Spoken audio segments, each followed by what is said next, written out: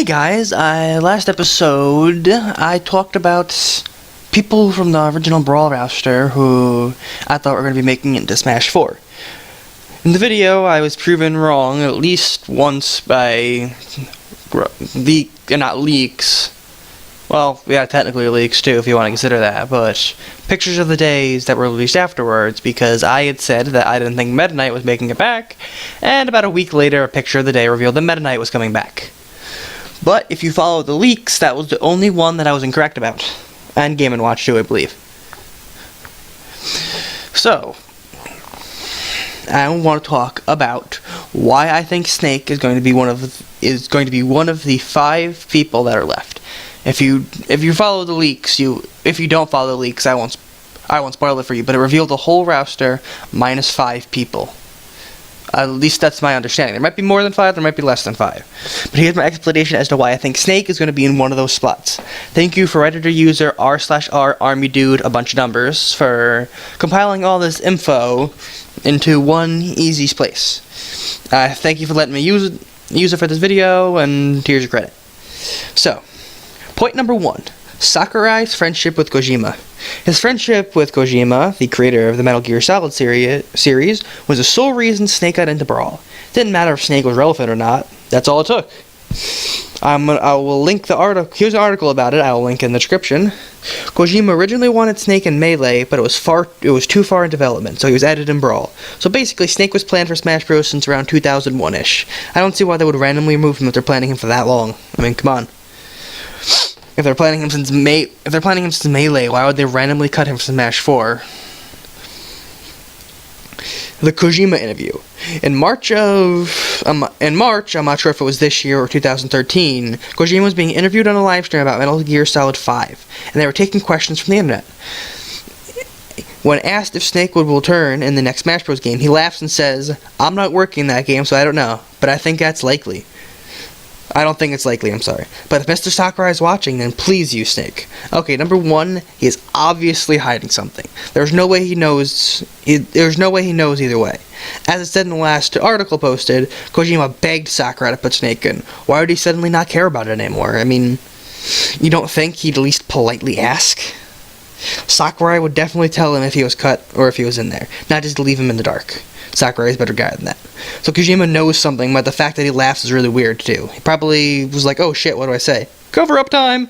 This is probably overanalysis, but the point is there's no way that he doesn't know. Sakurai doesn't want to cut anyone, point number 3. In an article, he was asked that if every character that has appeared in Smash Bros. Game will return. You can read the whole thing, but the gist of it says, no, but we're working hard to have every character we possibly can return. We don't want to disappoint any fans of any characters. First of all, that is incredibly broad. Smash Bros. Creator Masahiro Sakurai revealed that not all characters will be playable in previous Smash Bros. Game will make a return to the Wii U and 3DS Smash Bros. He could very well be referring to the Melee characters that didn't come back, being Roy, Dr. Mario, Mewtwo, Pichu, Young Link. Well, with the leak, it kind of proves that Dr. Mario is coming back and a potential for Mewtwo coming back that wasn't confirmed or denied in the leak. He never, ever said they were cutting Brawl characters. He said that he wanted to bring back every character possible, so I honestly wouldn't be surprised if every Brawl veteran comes back. Except for Lucas and a handful of others.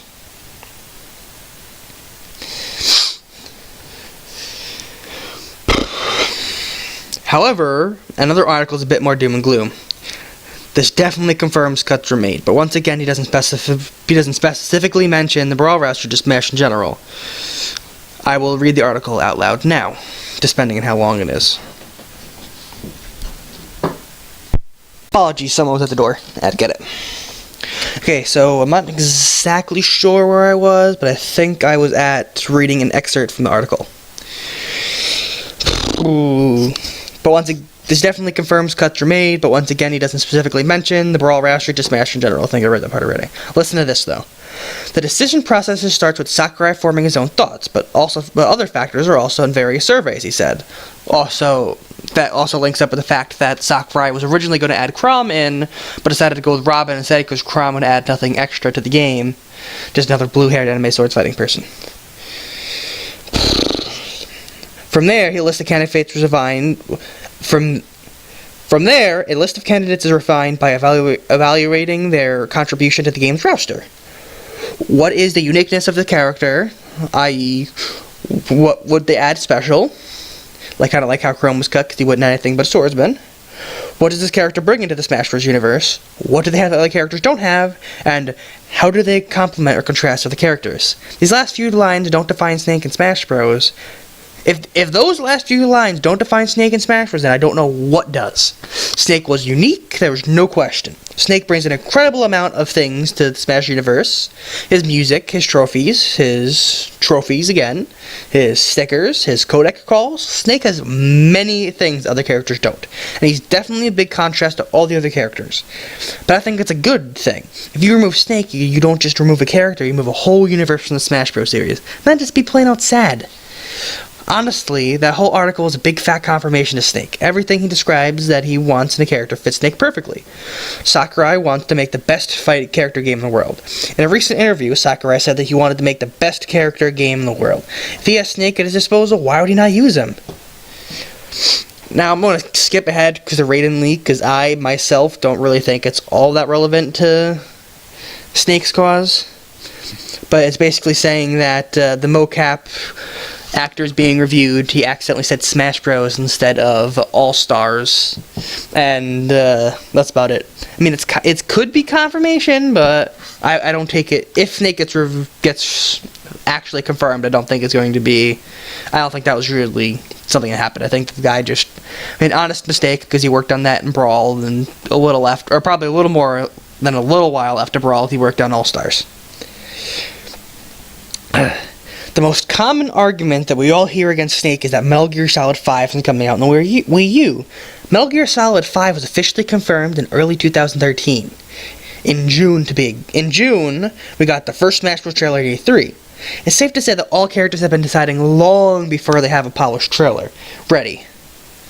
So if Snake is in, he was decided long before Metal Gear Solid 5 was announced, and therefore, Metal Gear Solid 5 shouldn't have any effect on his chances. It's the exact same situation as in Brawl. Metal Gear Solid 4 was coming out as a PS3 exclusive, but it didn't stop Snake from being in Smash. Heck, there was even Metal Gear Solid 4 music in Brawl before the game even came out. I mean, what more evidence is, or what else would break that theory against him being in than flat out right there about the fact that, what else would break the fact that he wouldn't be in because of Metal Gear Solid 5 besides the fact that he was in Metal Gear Solid 3 in the same exact situation right before Brawl, and there was even music in the game before Brawl. Also, something that I want to note is that it might not be something kind of big confirmation because there is Final Fantasy music artists and music artists for other games in the series, but on the list of composers is one of the composers for Metal Gear Solid. I think that when I saw that, I got even more hyped because I believe that that's an indicator that Snake could be in, but at the same time, not. But the other thing is, this time, Metal Gear Solid Snake Eater 3D for the 3DS is on Snake's side. That was announced in 2010 and released in 2012. That's around the perfect time frame for Sakurai was deciding the characters and thought, oh, hey, Snake had a Nintendo game come out perfectly recently. That's perfect, I'll put him in. Easy. That was quite a long thing, the reason Snake would be in the game, but that's... Army Dude is known as the guy who basically always comes around and proves and compiles the reasons why Snake was in. He's known as the Reddit as the Snake Guy, because he always pops up when someone doesn't believe in Snake and gives his reasons. For perfect good things, though. It's always nice to have proof that a good old Reddit is returning other than leaks or some of the other crazy reasons people think other characters are going to be in the game. Better to have a more diverse fan base than people just yelling for Ridley. It's nice to have this nice little group on the Reddit of all different people believing in all different things, and just like I said, one mob of people screaming for "We want Ridley," which is kind of what's going on. But there's more of groups. There's different kind of groups for wanting different characters in. So, if you want Ridley in, no hate, he can be in. I don't care either way. I'm not too big of a fan of the Metroid series. He has potential for being a good character, whatever. Alright, so that was quite a long explanation. Thanks again for Army Dude for compiling all these links, and anyone who helped Army Dude find these links. That's it for the Snake part. Go ahead and ahead and start Ice Climber. I'm just gonna leave the same picture up in the background for Snake. So Ice Climbers. Last video had a comment and dislike talking about how I was crazy for thinking Ice Climbers aren't going to be in. Well, guess what? If you believe in the leak, Ice Climbers are out. I don't believe they're going to be one of that 5. Because of the fact that, well, for the main reason is that Sakurai is having issues getting the completely separate AI as part of a character on the 3DS card and CPU. They might come out in the future as a exclusive for the 3DS LL or whatever it's called. It's going to have this 3DS with the higher CPU power and the C-Stick. That's a high possibility, honestly. I can definitely see DLC being a thing. I've had theories for a while about the DLC for this game. And there's so much potential. I mean, I think this is one game that truly could use the DLC policy. Because you can add DLC for costumes. Well, like Hyrule Warriors is doing, having a thing of DLC for costumes that are, you know, you can have the DLC to have a pack for the Skyward Sword pack, the Ocarina of Time pack. How well would that work with Smash Bros? Paying, you know, $4 and you get a pack of costumes for, you know, Zelda characters that were in Ocarina of Time. It has the Ocarina of Time costume in it. Like, think about that. If you don't want to pay the $5, you don't have to, and you don't lose out on any content that would be game-breaking. And if you pay it, you get to use awesome costumes you want.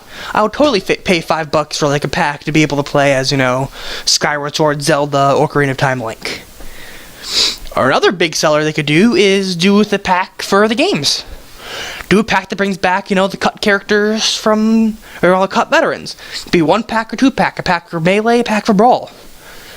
You pay the money, you get the characters. If you don't want to pay the money, you don't have to, and you just don't use the characters. It's not, I mean, that's when it gets in a bit of a game-breaking thing, because you have to pay the money to get the characters, but that's not really the same thing as pay to win, though, because you can be good with any character in the game.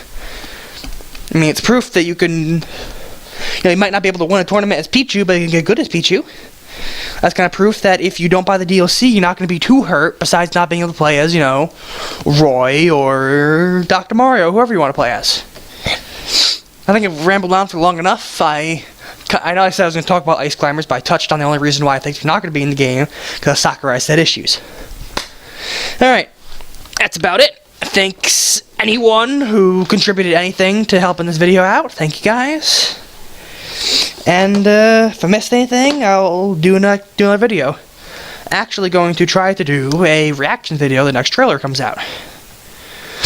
I mean, the Sheik one was kind of solid cut, or there's not the Sheik, the Shulk one I wasn't too big on. I mean, I'm not angry about it, I just don't know Xenoblade enough to be mega hyped about it. Watching the trailers though, his character does look pretty good. See you guys next time.